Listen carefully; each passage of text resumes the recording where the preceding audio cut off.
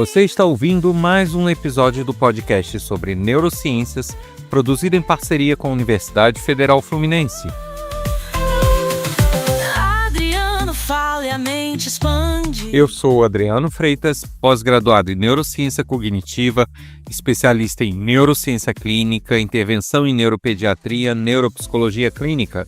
Neste episódio eu falo sobre decisões, promessas e o mito do Ano Novo Vida Nova. Trazendo luz à neurologia, a cada podcast, uma viagem. E como eu sempre faço, convido todos a participarem e nos ajudarem a fazer esse podcast.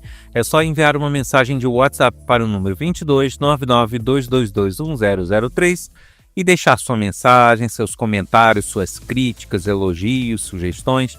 Isso nos ajuda muito na produção desse podcast. E você também pode ajudar a manter este projeto vivo, sempre trazendo novos episódios. Para isso, é só compartilhar o canal, os episódios do seu interesse com seus amigos, colegas de trabalho, familiares, em suas redes sociais. Esse compartilhamento garante a continuidade do projeto. Eu conto com vocês. E quem quiser saber mais sobre os projetos que eu desenvolvo, é só visitar o meu site www.adrianofreitas.com. Também pode seguir esse projeto de neurociências nas redes sociais, neurociência.af, TikTok, Instagram, Facebook e Quora. Adriano Freitas no comando, descobrindo os segredos é o plano. Neurônios dançam em sinfonia, as sinapses brilham, pura energia. Cada ideia é um clarão no escuro. Vocês já repararam que quase ninguém cumpre aquelas promessas ou aqueles planejamentos de ano novo?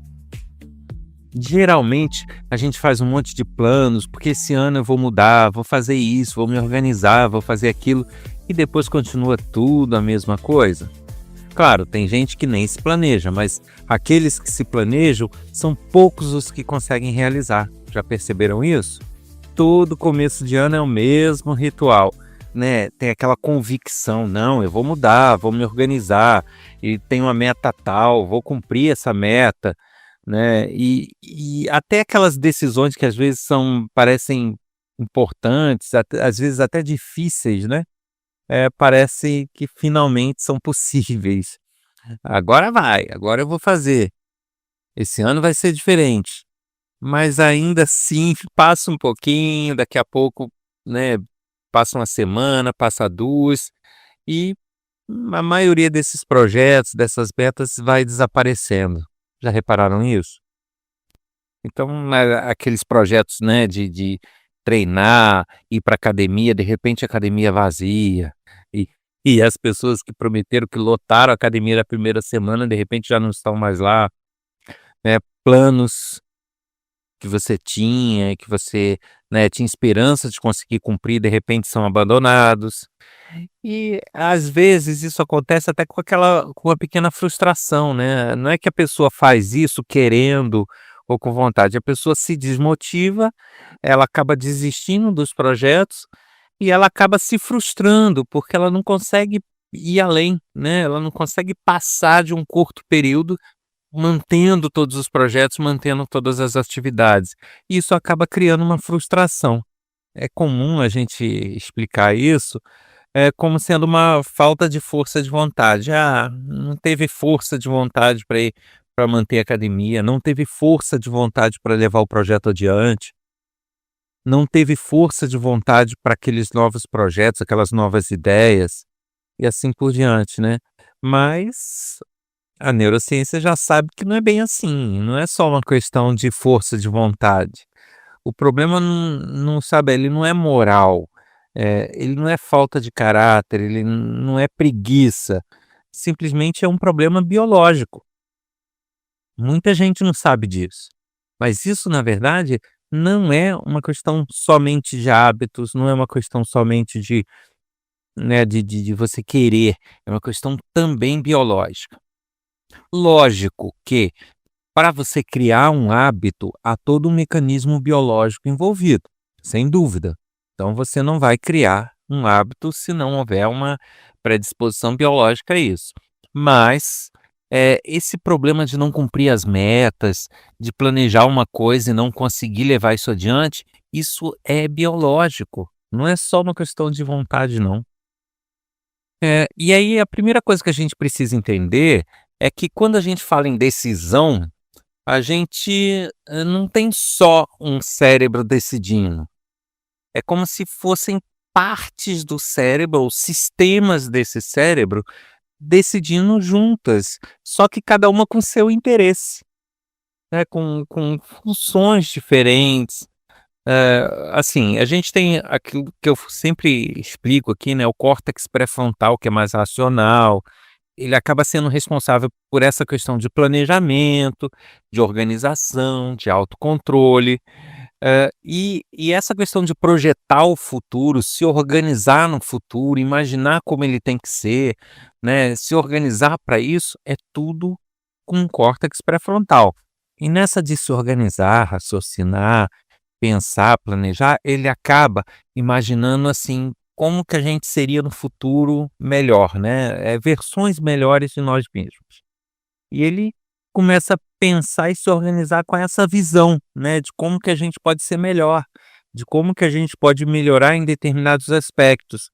E aí, principalmente em épocas emocionalmente carregadas, que aí entra essa questão do fim de ano, do ano novo, né, que as pessoas estão mais em casa, estão mais, se confraternizando, se relembram, né, aquilo que eu já falei nos episódios anteriores, relembram histórias antigas, vem à tona muitas coisas, muitas vivências da pessoa, então isso fica uma carga emocional que acaba, assim, entre aspas, empolgando o córtex pré-frontal.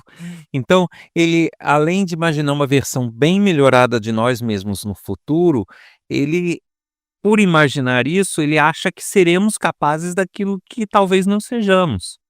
E aí ele começa a fazer metas ambiciosas e planejamentos que talvez estejam fora do nosso alcance, não por serem impossíveis, mas por não fazerem parte do nosso cotidiano, por não serem aquilo que a gente está acostumado. Então ele simplesmente, assim, dá aquela viajada na maionese, como se fala, né, ele se empolga e vai. Aí ele planeja coisas que talvez ele já até saiba que ele não vai conseguir realizar, mas ele planeja, ele se programa para isso. De um lado está o córtex pré-frontal, racional, planejador, né, mas do outro lado está o sistema límbico, que eu já falei bastante dele aqui também, que é aquele que carrega todo uma questão emocional, instintiva, ele que reage às emoções, ele que processa emoções, né. Aí ele tem aquelas estruturas como o núcleo accumbente, a amígdala, tudo lida com muita emoção. E ele não está interessado em quem você vai ser daqui a um tempo.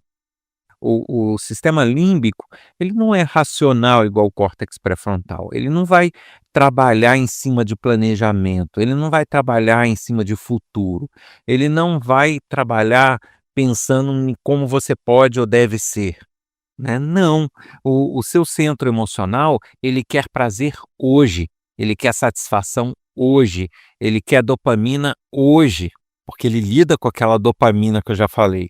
Então a gente tem esse sistema mais lento que pensa no futuro decidindo, mas a gente tem o sistema límbico querendo as coisas para agora. E aí, no final do ano, quando a gente está com aquele envolvimento todo, né, com ideias de recomeço, tudo, o córtex pré-frontal ele assume o comando, porque na verdade o córtex pré-frontal é como se fosse um gestor do cérebro. Lembra que eu já falei disso? Então é como se ele gerenciasse, ele em alguns momentos ele consegue se sobrepor e até conter os impulsos emocionais. Então, ele, nesse clima todo de fim de ano, ele assume o comando e acaba criando aquelas promessas, né, quase que intangíveis, né, pra gente. Aquelas promessas que muitas vezes não são factíveis e algumas vezes são até possíveis, mas que é aquilo, não se encaixa no nosso dia a dia, não se encaixa na nossa personalidade, não se encaixa com quem nós somos atualmente. Então fica aquela coisa meio desconexa na nossa realidade. Aí vem o quê? Vem janeiro, né? Aí o janeiro começa de verdade. E aí começa a rotina, começa o trabalho, começa o cansaço, começa o esforço. E aí quem passa a mandar? O sistema límbico, porque todas essas sensações de cansaço, de desânimo, de esgotamento, o sistema límbico está muito envolvido. E o sistema límbico não participou daquela decisão lá dos planos, né. Então assim, imagine, uma pessoa faz um plano ambicioso, grande, e a outra está recebendo as consequências de tentar aquilo sem ter decidido isso. Então realmente fica um conflito ali de estruturas. E é aquilo que eu já falei, né, o sistema límbico ele lida com dopamina, e as pessoas têm uma, visão errada de que a dopamina é só aquele hormônio que dá prazer, que dá satisfação quando algo está certo, está bem feito. Não, eu já falei disso aqui. A dopamina ela está muito envolvida, talvez até mais, com a nossa motivação. O processamento da dopamina que nos faz querer fazer algo, que nos dá, aquela empolgação, aquela motivação para encarar algum projeto novo, para encarar alguma atividade, né. E aí o que que acontece? Eh, Num primeiro momento, todo aquele vislumbre de planejamento pode ser até empolgante, pode até me dar alguma motivação naquele momento emocional. Mas, quando a realidade chega, né, que é aquela que eu falei, a repetição, o trabalho, a rotina, isso, acaba fazendo com que caia o nível de dopamina. E ao cair o nível de dopamina, o cérebro acaba interpretando isso como um erro, né, como algo que não é para prosseguir. Então assim, poxa, tinha um planejamento, tinha todo um projeto, e de repente, ao invés de eu ganhar dopamina, porque aquilo tá andando, tá avançando, tá dando certo, eu perco dopamina. Aí é o contrário, ao invés de me motivar, ele me desmotiva a fazer aquilo.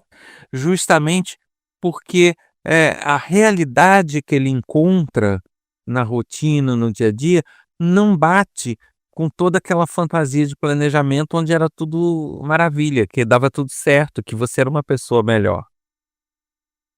E aí vem a desmotivação, né, não quer dizer que a sua meta seja ruim, mas porque o cérebro começa a ter aquela sensação que o custo é maior do que o benefício, né. Por quê?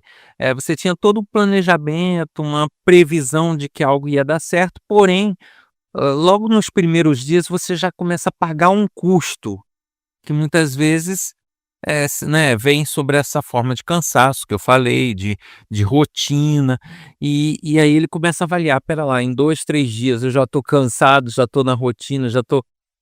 Imagina os 365 dias, então ele acaba, gerando realmente essa desmotivação. A gente precisa entender que a mudança real, ela não acontece por uma promessa grandiosa, por grandes projetos, né, faraônicos.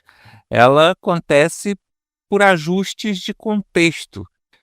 O cérebro, ele muda quando o ambiente muda, né. Quando eu falo em ambiente, não necessariamente porque você tem que mudar de casa, não é isso. Mas assim, contexto, né. Então quando as coisas ao seu redor, a sua rotina, o seu dia, as suas vivências mudam, o teu cérebro muda. E a gente tem que lembrar também aquela velha máxima que eu já falei, o cérebro ele não gosta muito de esforço, ele tem que tentar evitar esforço, fazer coisas corretas com menos esforço, aquela velha economia energética, né. Então, eh, quando a decisão certa, o teu planejamento fica mais fácil do que a coisa errada, né, a coisa que você tem que fazer certa fica mais fácil do que a errada, ele começa a se motivar. Quando o esforço necessário para chegar, nas suas metas diminui, aí ele começa a se motivar. Agora, se esse esforço aumenta ou se o custo é mais alto, aí ele não te motiva, o contrário, ele te desmotiva a fazer. Por isso é que a gente tem que tentar trabalhar sempre que possível com metas pequenas e específicas.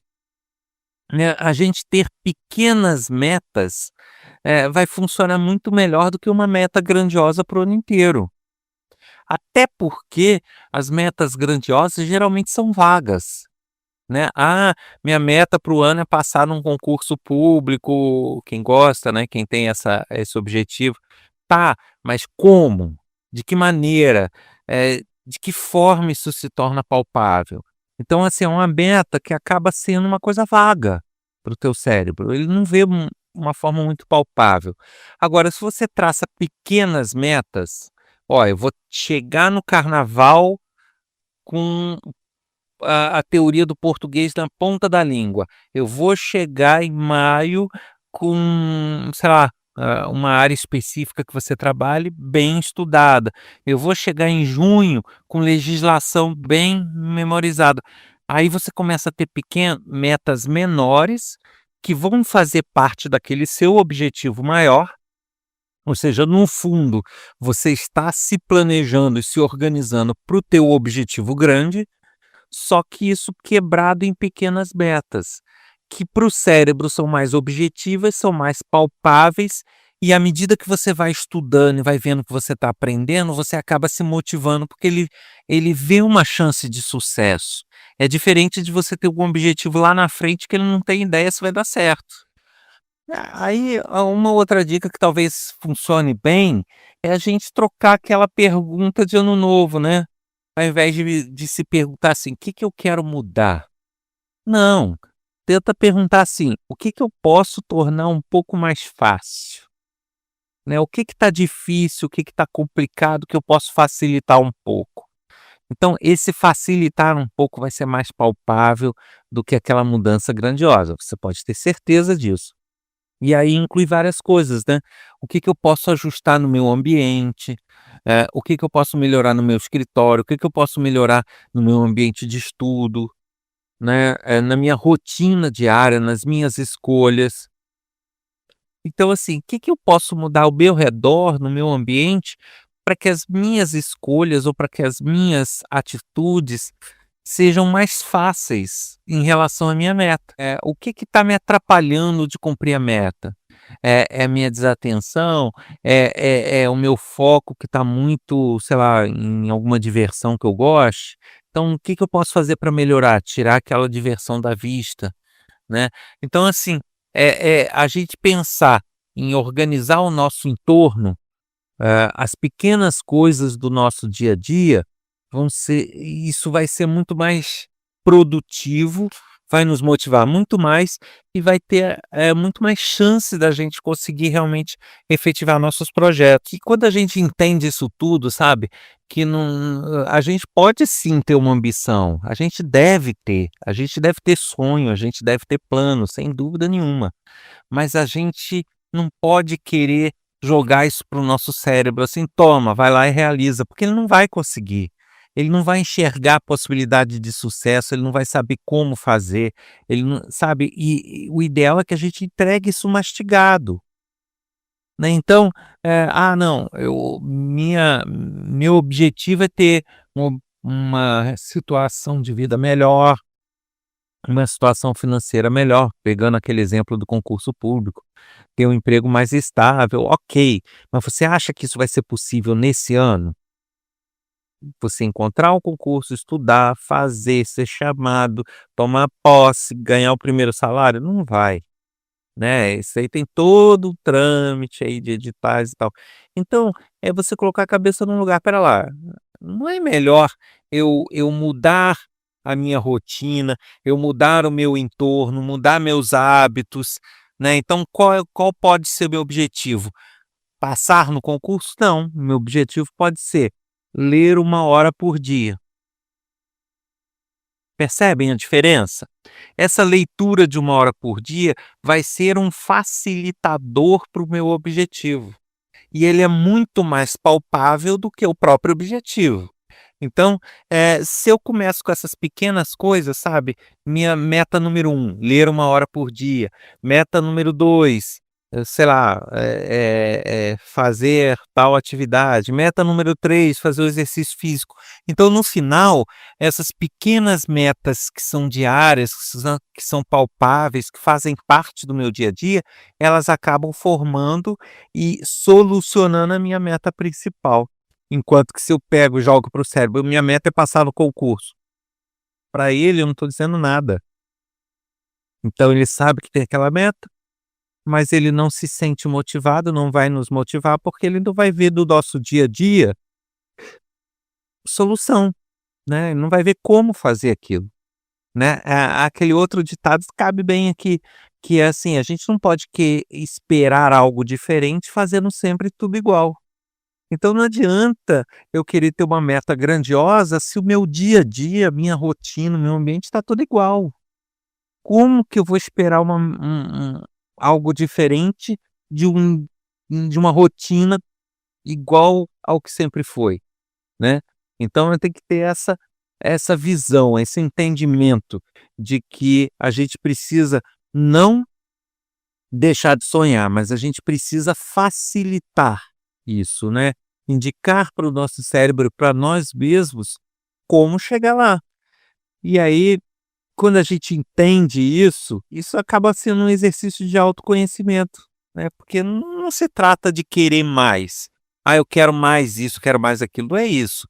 Trata de lutar menos contra a nossa própria biologia. Mudar de verdade, assim, não é virar uma pessoa nova, mudar logo do primeiro dia de janeiro, porque isso não acontece. Então, mudar de verdade é criar condições para que pequenas mudanças vão se sustentando com o passar do tempo e num acúmulo dessas pequenas mudanças, aí sim, a gente ser uma nova pessoa. A mente é um labirinto sem fim. Em ondas cerebrais eu mergulho assim. Adriano Freitas no comando. Você ouviu mais um episódio do podcast sobre neurociências, produzido em parceria com a Universidade Federal Fluminense.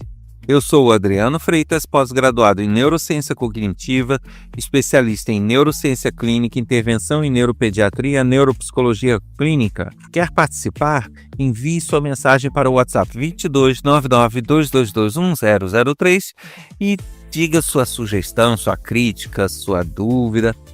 Eu teria o maior prazer em receber as suas mensagens e responder sempre que possível. Um abraço a todos e até o próximo episódio.